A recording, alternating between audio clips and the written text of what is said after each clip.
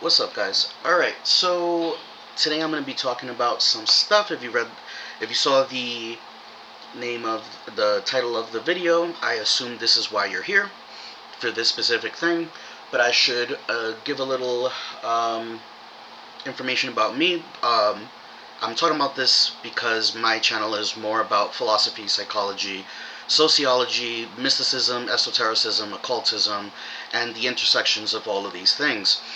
Now, when it comes to social issues, my views on them are uh, stem from my beliefs on philosophy and psychology, and specifically mysticism or my theology.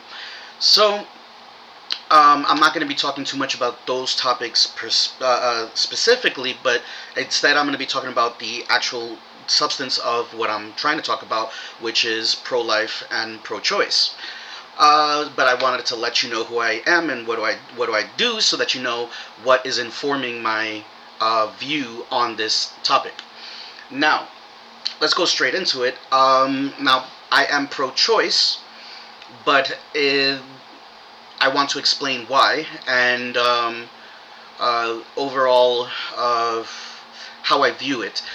Because a lot of people would say that if you're pro-choice, then you're not pro-life, and I am pro-life.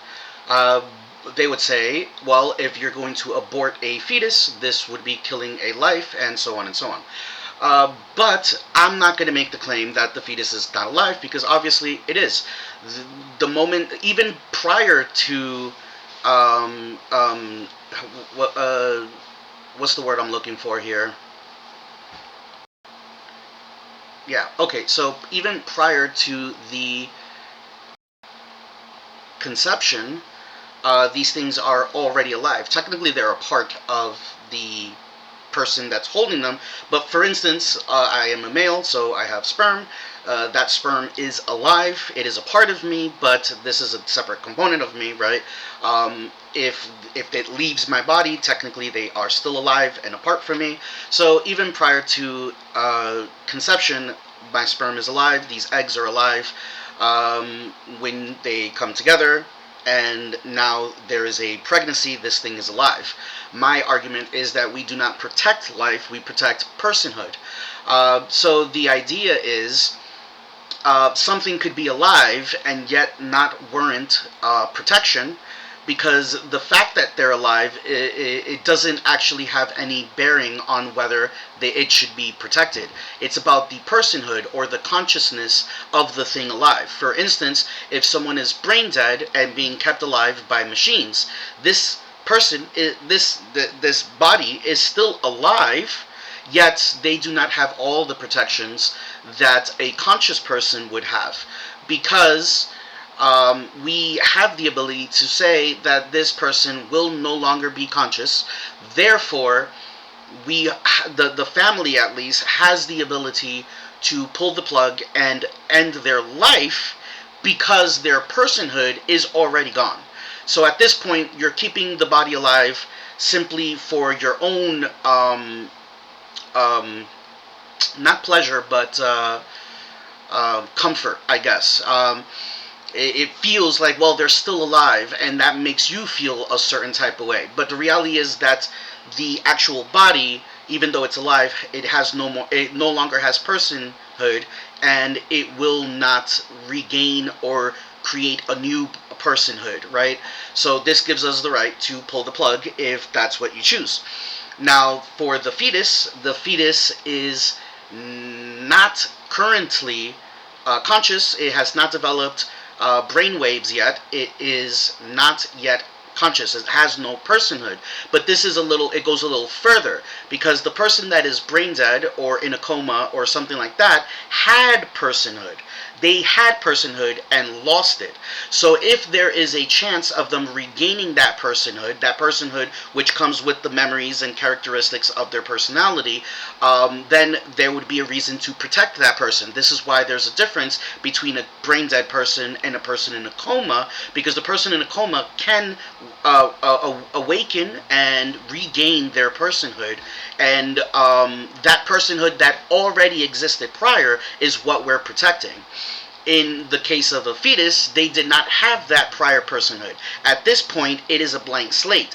There is no person to be protected. Now, the moment that this fetus becomes conscious and becomes aware of something, now we understand that the fetus will not remember what was happening while it was in the womb, but there are impressions, there are things that they collect during this time, and this starts about 22 weeks. Now, at 22 weeks, this fetus is now has brainwaves and conscious to some level, and they can actually hear what's going on outside of the womb. Now, people would say, now, okay, let me just finish this portion, and I'll go into other things. So, my argument is that because the fetus, prior to this 22-week mark, did not have any personhood at all, because the personhood hasn't even begun yet, then there is no personhood to protect. Technically, if you allow the fetus to continue, it will pass that 22-week mark and eventually develop these things. But at that point, this is a brand new thing. So I can understand you saying to protect that future personhood, but I am more concerned in protecting a personhood that is current, not something that is possible in the future, because this leads us into sticky situations where you might be thinking about protecting its future personhood, but we don't actually know anything about that future personhood. For instance, if we knew that this future personhood that we are protecting is going to become a serial killer or some other, I don't want to mention too like spicy stuff here, like, you know, if we were to mention like terrible things that this person's going to do, if we were to know that that is the personhood that's coming in the future, would this give us a reason to say, oh, protect it or not protect it? So let's go back. Okay, so hold on, actually, so a part of my argument is stating that because the personhood is not yet created, we have no idea what this person will be like. So we do not know what exactly it is that we're protecting, because it just hasn't begun yet. And furthermore, I would say that prior to this 22-week mark, ultimately, what we would be protecting is the rights of the parents.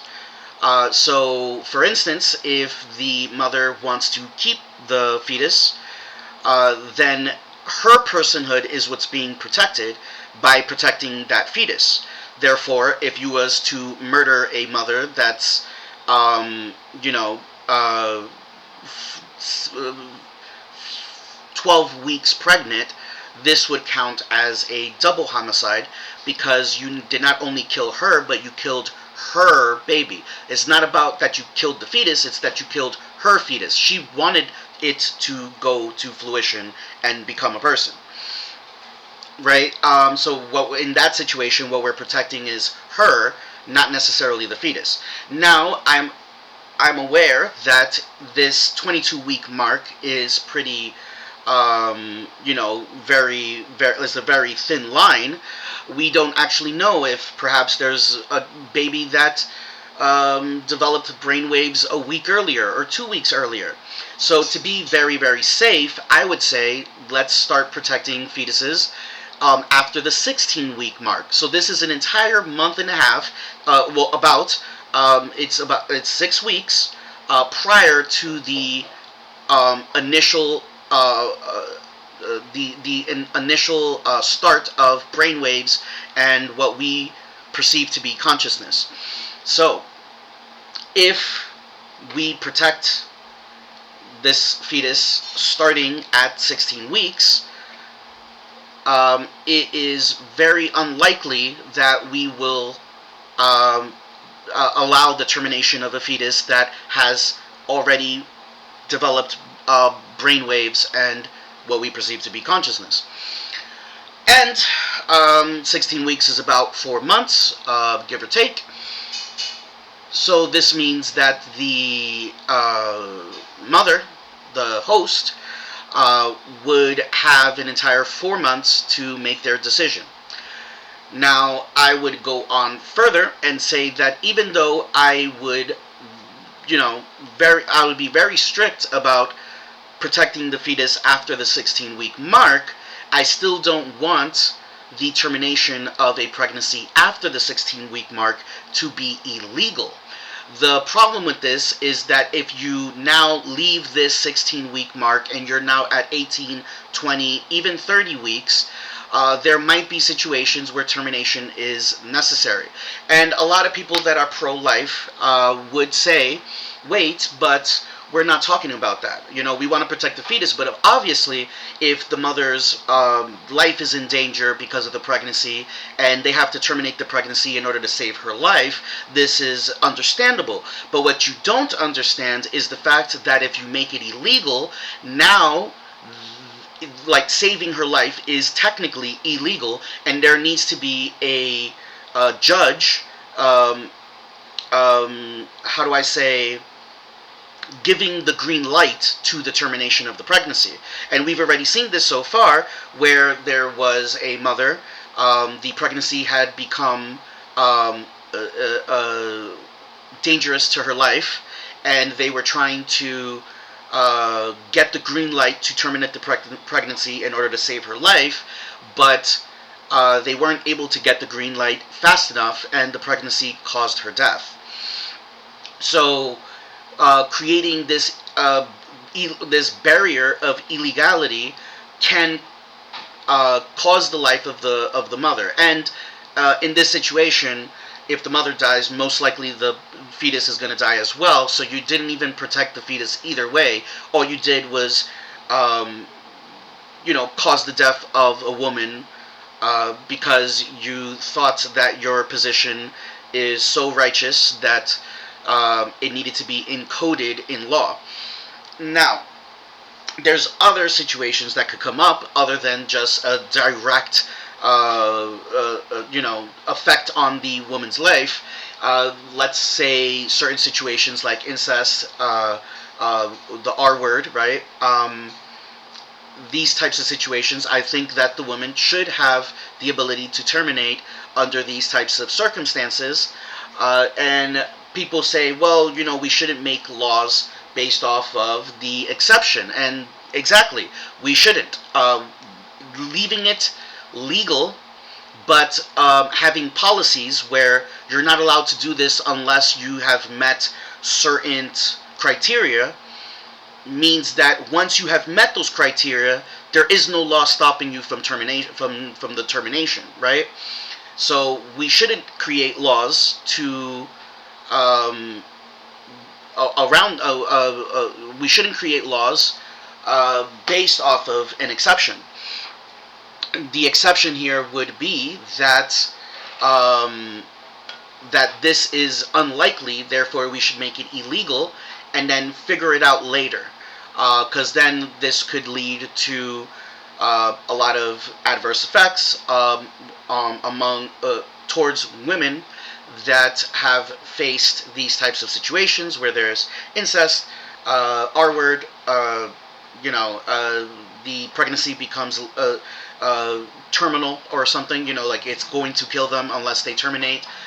And there's other situations, right? So like for this is very, very, very out there. I haven't seen this happen. I haven't heard of any stories like this, but this is a plausible story where a woman is kidnapped, R word, she gets found, saved, goes to the hospital, they're checking her out, she is 6 months pregnant.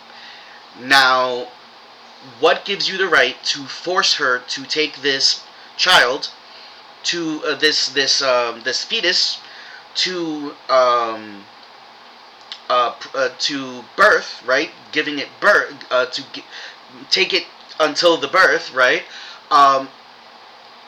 When she is going to tie this child's life to this horrific thing that happened to her.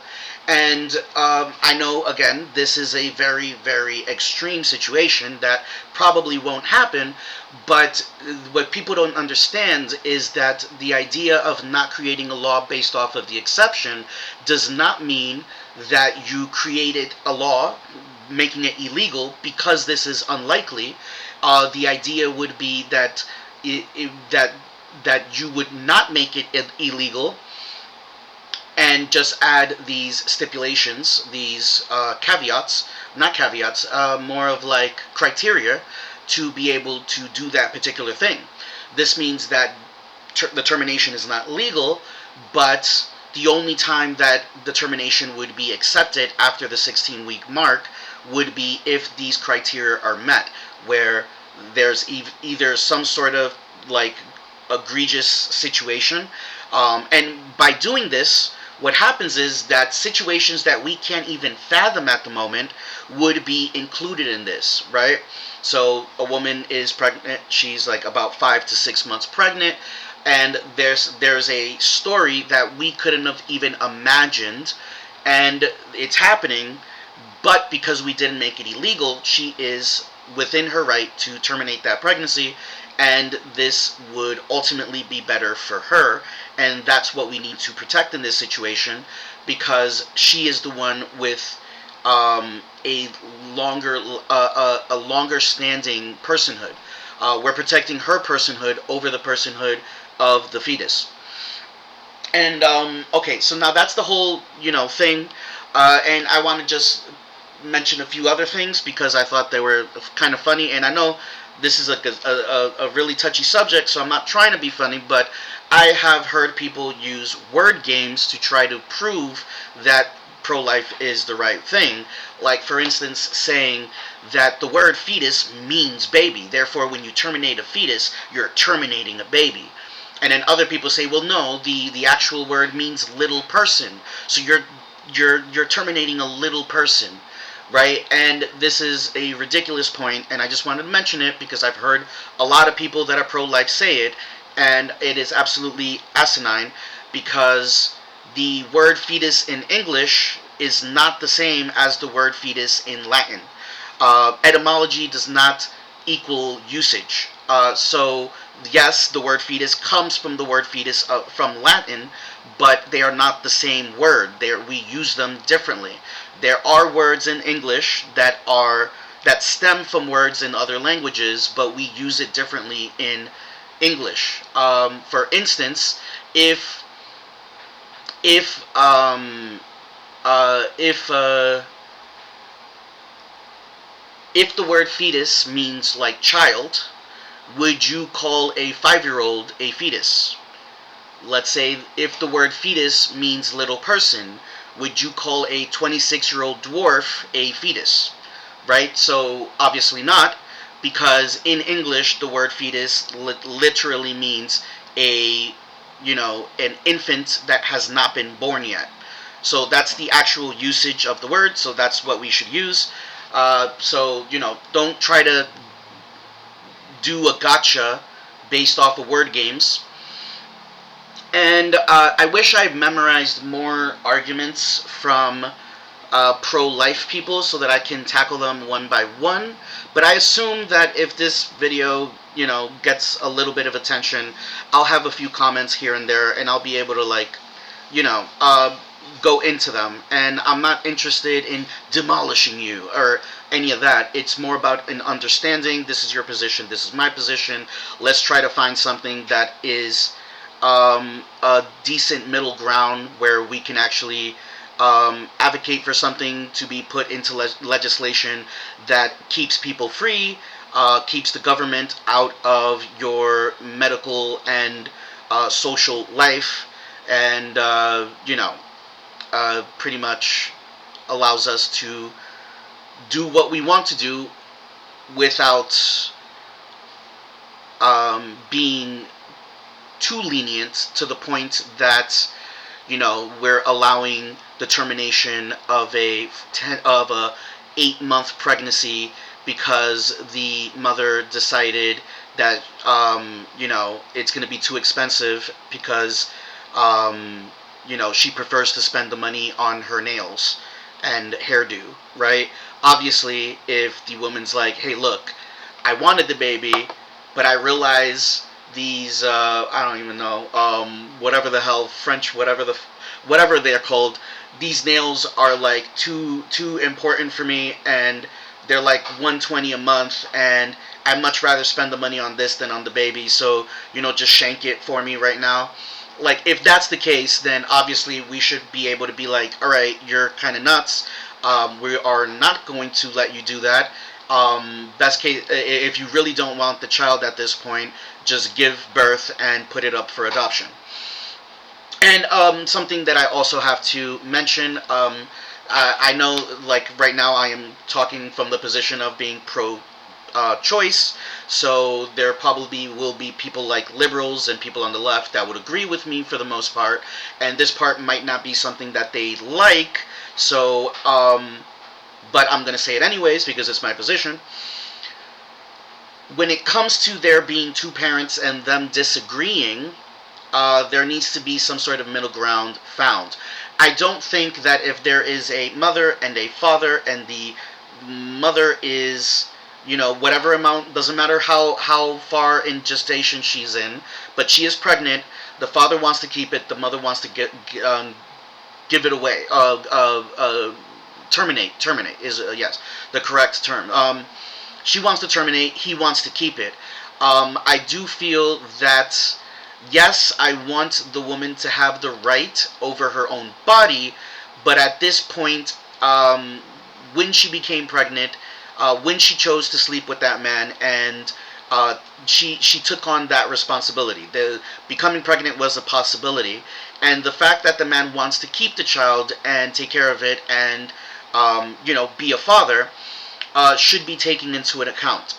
So I would say that if the father wants to keep the child and do all of the fatherly things, perhaps I don't know exactly how this would look, but perhaps there should be a something in place where the mother cannot get the abortion, and if she really doesn't want the child, then she would have to give birth and then relinquish the child to the father, and so on. And of course, if this happens, and assuming that the mother and father would not stay together, the father should get custody over the child, and the mother should pay child support.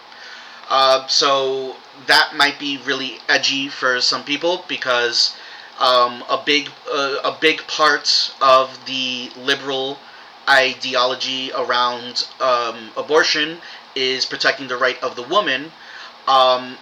And I am liberal, but I believe that in this situation, we're not just trying to protect the rights of the woman, we're trying to protect the overall rights of all parties. So the mother, father, and the child. And the child, the fetus, doesn't gain that protection until after 16 weeks. But the father, his personhood matters. His narrative around, this is my baby and you're murdering it, that matters, right? So, I just don't feel that it would be just to kill a man's baby, because I don't consider a fetus younger than 16 weeks a baby. I don't consider it a person, but this person does. This person is saying, that is my boy, my girl, my child, my baby, right? So what I feel doesn't actually matter. It's what the parents feel that matters.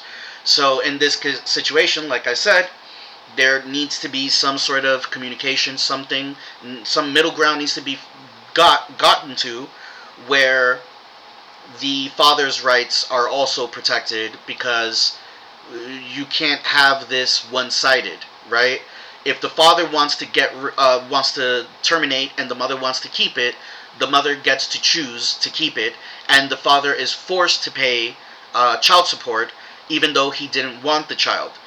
But when you flip it, the woman again has all the rights, and the father, you know, pretty much just has to deal with it. He's just like, all right, you know, like we don't see it this way, but according to you, they just murdered your baby, and you just have to suck it up and get over it.